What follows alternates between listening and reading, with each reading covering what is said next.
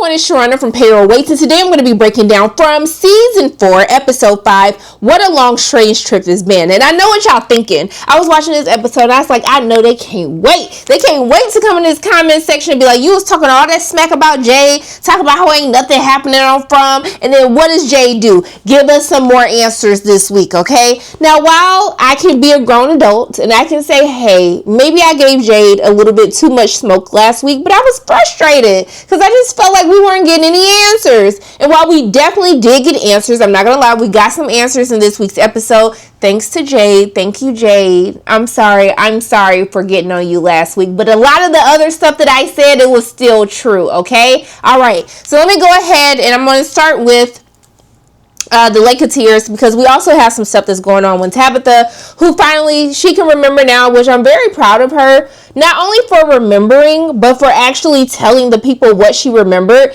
You know, one of the biggest issues that we have in From is that nobody talks to one another, and while Mari was pissing me off because she didn't want to tell Chrissy what was actually happening to her, and then when Chrissy pissed me off because she didn't want to believe her, we actually had Tabitha and Jade talking to other people and telling them what they know and what they have seen. So I just want to give them some kudos too. You see what happens when we communicate with one another, when we tell other people what is happening, what's going on in Fromville, we can actually work together as a team and try to defeat some of these monsters. All right, so we're at the Lake of Tears, which is, I don't think it's really the Lake of Tears that Ethan's dad had mentioned to him. But we go to this lake that was right by the settlement as they were going on a food run for the town. And so they find these dead bodies, what looks like dead bodies at the end of Black Soup's episode. But as they actually pull the thing closer to them, which I thought was really funny, the very sarcastic man, I don't know that man's name, and RIP to that man, because he was speaking a lot of truth, but then I had a feeling like because he was speaking so much truth and because he talked so much, I was just like, he definitely is going to glory by the end of this episode. So they see the bag, they think it's full of dead bodies, and then he was like, hey, Donna, I know you run Colony House, but right now we're out here by this settlement, and if I saw a bag of dead bodies, maybe we just need to let the dead bodies stay there. And I was like, you know what, you're absolutely right. But Donna did have some reason. She was like, hey y'all, it's gonna be dark outside, we cannot go home, so if there's something crazy in the bags or in the lake, it's going to find us one way or another, and we're not going to be able to escape. So let's figure out what is actually happening. I was like, you know what, Donna, you're right. I would have been a little scared to get the bags up out of there, but you definitely have a point. So as they bring the bags closer to shore, these bags are actually dolls. And so Donna, who is very skeptical because she's had enough, she wants to get up out of this town, she opens up the dolls to try to see if there's something else inside of it. And then they get the idea that like maybe these dolls behaved as a scarecrow, right? You have the scarecrows in the yard to kind of scare the birds away so they don't come and eat and damage the crops. So maybe this is the same thing that is happening. So they make the decision to put rocks back into the dolls and to basically push them back into the lake, as if there might be something in the lake that can harm them. So they want to put the dolls back as if those dolls was meant to keep from whatever was actually inside the lake from coming up out of it. Now, what they don't know is that actually the dolls were the monsters. So as we see, they end up getting all of the food from the settlement. They have everything packed up. They're going to just rest in the cabin until it's time for them to leave at daybreak. And then they're having these conversations, right? We see earlier in the episode where the bird doesn't come back to life, and Tabitha's actually being a mother this episode and helping Ethan bury it. And I love how he keeps asking all of these adults, like, hey, are we going to be okay? Like, I just want to make sure that we're going to be okay, because I don't want to leave Julie by herself since she's back in town. I don't want to leave her alone. And then we even see that he tells Donna later in the episode, like, hey, he asks Donna, are they going to be okay? And he tells Donna that he feels safe when she's around, which I thought was so cute. I thought it was super cute. And honestly, I thought that everything was going good. I really didn't think nothing crazy was going to happen in this week's episode with them, but we do see that As they go to rest, to go to sleep, at the end of the night, they start hearing this humming noise. And so Tabitha recognizes the noise, and she realizes that this is a memory from another reincarnation of her, from when she was like a little girl and she was playing with the dolls. And basically the dad told her that she couldn't play with the dolls anymore. So he takes the dolls and he throws the dolls into the lake because he said the dolls gave her nightmares. Now, as she's kind of remembering all of these things that are happening, we hear it was a cute moment where Ella says, like, sometimes I forget Ethan is a little boy. He acts so mature for his age. And then, Tabitha is talking about how, like, yeah, he's always been that way. And then the guy's like, well, maybe since he acts older for his age, maybe he could figure out a way to get us up out of here. And I should have known right then and there when he said that something bad was going to happen, because that big ass doll busted through the door, busted through the cabin, like blew the whole thing over. And then Tabitha says, like, the talisman, she knows, like, before the doll comes, that she's like, the talisman isn't going to help save us from the dolls. And so they were just like, how do you know that? And then she goes into the whole memory of how she remembers playing with the dolls as a little girl, and then how these dolls came back and actually caused harm after the girl's father died. And so as this is happening, the doll comes in, everybody else run out, but the guy who was speaking all the truth and being sarcastic and negative all the time, he was the one who went to glory, okay? Now, this might be a little saying, like, why y'all got all that negativity, you keep speaking negativity into the world, and maybe negativity is going to come and find you, all right? So what does your negativity represent? For him, it was going to be the doll that took him to glory, that ripped his whole face apart. I was like, dang, they got a lot of strength for people that really ain't got no hands like that. So it's 3 of the dolls, and so they're attacking everyone. One of the dolls got Patty, then burnt Patty's face, but Ellis went to go save her. Then I thought, oh my goodness, Donna is finna die this episode. Because anytime you have someone tell me, like, I just feel so safe when I'm around you, that means that somebody finna go to glory so they cannot feel safe anymore. So I thought that the doll was finna take her to glory. But then Tabitha ends up taking the little voodoo dolls. Remember the voodoo dolls that they have around the settlement because they thought that it protected them from the other people? That is actually what they used to kill the doll. And so I guess the other doll that caught on fire after burning Patty, after Ella saved her, the doll was just like, you out here killing us? I'm just going to turn around. And the doll just turned around. Now, I don't know why they didn't go and just kill the doll, because that just didn't make sense to me. If we got this thing that can kill it, let's just go ahead and take all of them out so they don't come back again. I don't know. That's just a thought, because I don't want to have to worry about monsters at night and then these big ass dolls coming to attack people as well, because I don't know. Does the little voodoo statue stop them from going a certain distance? Do they have to stay close to the lake? I don't know what's going on. I don't even know if the dolls are actually gone, because they should have burnt them to a crisp after they killed that one. But I guess we're just going to have to figure out what happened. But at least Tabitha says she remembers something. And maybe now that she remembers something, maybe Tabitha isn't going to be like, I don't know what's going on. I don't believe in the visions I had. I don't believe that we're reincarnated from previous versions that came into the town. Maybe Tabitha's just going to accept her fate and accept that, like, she has something that delves into the bigger picture. But we know that Tabitha will end up dying, because the young Jade told him that Tabitha suffers an even worse fate than what Jade does. And remember, Jade's previous reincarnations were all murdered. So I don't know what's going to be worse than getting murdered, but I guess we're going to find out sooner rather than later. Actually, we're going to find out way later. So that's pretty much everything that happened with them. There's other stuff that's happening to the town. Fatima is still building his damn golem. Probably, I feel like the whole, like, top floor gonna cave in from all this damn mud and dirt that she got in her house. Kenny goes to talk to her to first apologize and then to ask, like, what does it feel like, having this connection to Smiley? And she talks about how it's terrifying, how she feels like when she looks out of the window one night, as she does every night now, he's going to be staring back at her. Outside of that, Henry drunk as hell. He off that goose.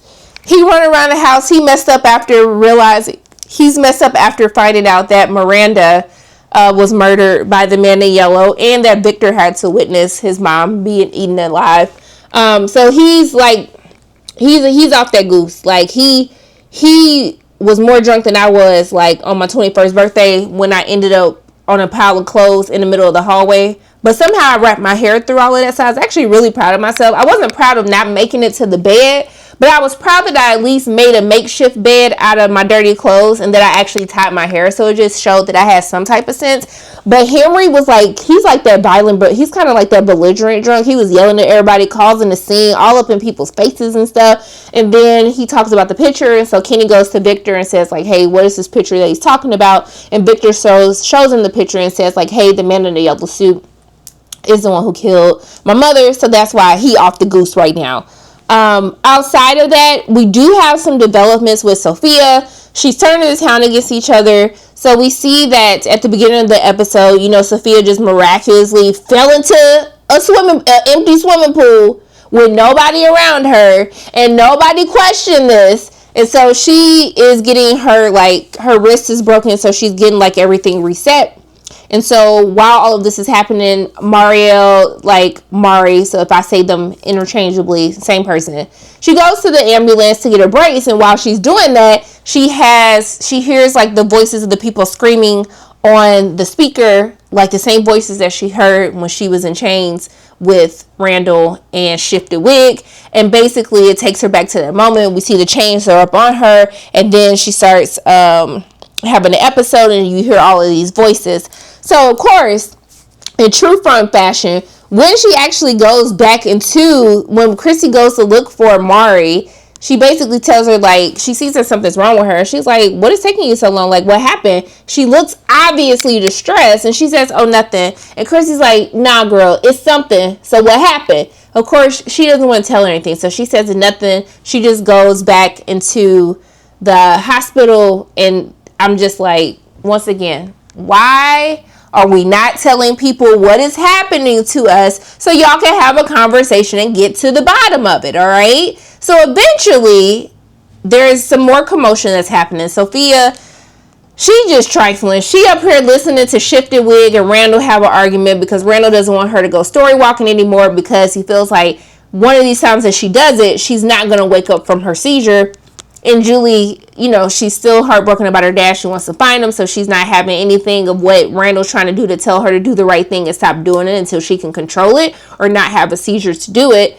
And so Sophia's smiling because, that's her whole thing, wants to tear the town apart from the inside out. And so then she also sees Mari and Chrissy having an argument about her not wanting to tell her. And then Sophia bumps into Mari and then basically causes her to have another episode, and then she goes back into the chains, but they can't see the chains. She just looks like she's having an episode, and then Mari is forced to have to tell them what happened. And so she tells her hey, one of the things that really shook her up was not only was she hearing the voices, the screams of everyone who has died in this town, but now she realizes that even when you die, your soul is trapped there. You don't even get to go to glory or to burn in hell. You just stuck in Frontville, which is basically you're stuck in purgatory. So that messes her up even more. Now, the frustrating part is the fact that Christy doesn't believe her. I'm just like, Christy, of all the things that have happened in town, how are we still not believing people when they tell you something is happening? Anything is possible. If you went and told someone, hey, I live in a town that I can't get out of, and there's monsters that come at night, okay, I get it. But y'all live in a town that you can't get out of, and monsters come at night. So if that can happen, then anything else can happen. So I don't understand why you don't believe your girl. So obviously this upsets her. Outside of the fact that Sophia tries to tell her you're a prophet, I was like, girl, shut up. Just shut up. Okay? So they get into it, and basically Mari just ends up walking off. But we do know that the man in the yellow is probably the person that was responsible, for Sarah and for Mari, everything that's basically happened to them. Sophia is the one who's controlling all of this stuff. I'm sure we'll get into more of that later in the season, but we are halfway through the season at this point. And maybe we'll get into what her bigger thing is. We know that she is the beginning of the end of the town, the end of this cycle before a new cycle of people come into the town. But obviously she's going to cause the unrest that is happening. I'm sure she's going to end up, telling people about Jade just to get everyone upset with him and tell them about Tabitha. So yeah, I'm sure that she got some other craziness going on, but we got to get to everything that Jade actually figured out. So Jade took the mushrooms that was under the man in the yellow's clothes that they found in the forest, and so he takes the mushrooms and they actually start kicking in.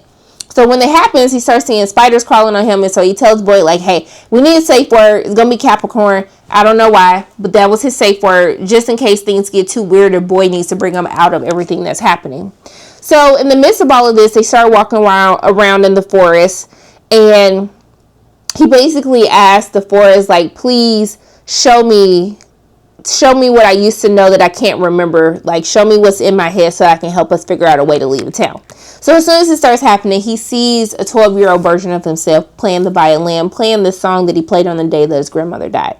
So as they're like going back and forth, Boy's trying to like ask him what was happening. And I'm not gonna lie, Boy was like irking like the living ish out of me the entire episode, because as Jade was trying to figure out stuff and it felt like he was getting closer to something, Boyd would try to stop him. So I don't know if that was Jade's subconscious, because we know that by the end of the episode that Jade was there the whole time. He never went anywhere, so all of this was happening in his head. So maybe that was his subconscious trying to protect him so he wouldn't figure out, you know, that, hey, you're going to end up getting murdered in this town by the townspeople. So he sees the guy who was nailed to the tree with the eye that was missing his eye. Now, a lot of people thought that the Civil War soldier, and they thought that the man that was nailed to the tree with the eye, they were all Elgin because they all had something wrong with their eye. But we do end up finding out that these are all reincarnations of Jade himself. He drinks the blood out of the skull, because Boy's like, just drink the blood. Like, it ain't real. You did mushrooms. Like, just go ahead and drink the blood. I don't know why you tripping, because you're not really drinking blood. So he does that, and then the 12-year-old tried to tell him, don't do that. But he was like, I told you not to do that, and now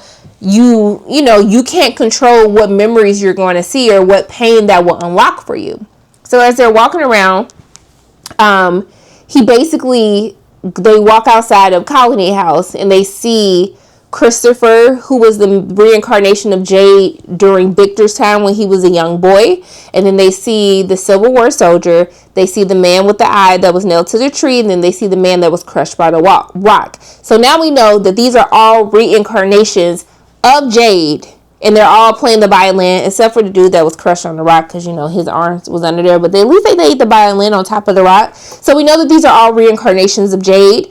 And so he ends up realizing that, he tells him, like, hey, look closer, like, see what the connection is between all of them. He was like, oh, they're not ripped apart, which means they were murdered. They weren't killed by the monsters. And he was like, okay, now take that a step further. So he tells them, he mentioned something saying minnows in a shark's net. So basically, minnows in a shark net is a metaphor used to describe, like, helpless, lesser, vulnerable people that pretty much get caught up in the trap of someone, a higher entity, right? So the townspeople are caught up in the man in the yellows, aka Sophia's plan to tear the town apart and kill everybody. So they end up the man in the yellow ends up causing them to then turn on Jade and kill Jade after they find out that the bald-headed scallywag and Coolie kids, that they were trying to lure Jade and Tabitha into the town so they can figure out a way to save them. So they're going to blame Jade and Tabitha, basically like, we're trapped in this town because these bald-headed scallywags was trying to find you the whole time, and then our raggedy behinds got caught up in the midst of all of this. So does that mean that because of this, everyone had this theory about every person in the town was a different reincarnation of someone else? But I think we can pretty much confirm that only Jade and Tabitha are actual reincarnations of other people in the previous versions of the town before the cycle goes into full effect. So then all the other people is just collateral damage as they were trying to find a way to lure Jade and Tabitha, which is why I guess they're going to kill both of them, because they're angry, because they feel like you guys are the reason that we're trapped in this foolishness in the first place. So basically, after all of this, he figures that out, and then he talks about how, like, baby, whatever happened to you, Tabitha got it tenfold, all right? And it's probably because she was sitting up here always acting like she couldn't remember, or she doesn't believe what she's actually remembering. So the boy leads them into Colony House and down to a cellar, which is the cellar of junk that Boyd took Danny to a couple of weeks ago, and basically all of the junk, there is a door hidden behind the junk, and so in that door, him and Boy go through the door, and then they see that it's a tunnel. So they see little spiders and stuff in the tunnel, and then as he gets closer, he ends up being lured into the room where the kids were actually sacrificed. And so he's asking his younger self, like, I don't understand, like, me and Tabitha, we've been here already, we tried to save them, it didn't work, what's going on? But then the monsters come, and then they basically throw him into the grave, and then basically bury him alive. And then as he's in there, then he see the bald-headed little scallywag kid talk about Aunt Cooey and screams, and then Boy wakes him up, and then he tells him, like, hey, you've been here the entire time. Like, you never left here. It's dark time now. Like, you never left. You just literally been sitting in the same spot I left you from earlier today. And so then when he wakes up, he tells Boy that he knows where and how to save the children so they can go home, and then the episode goes off.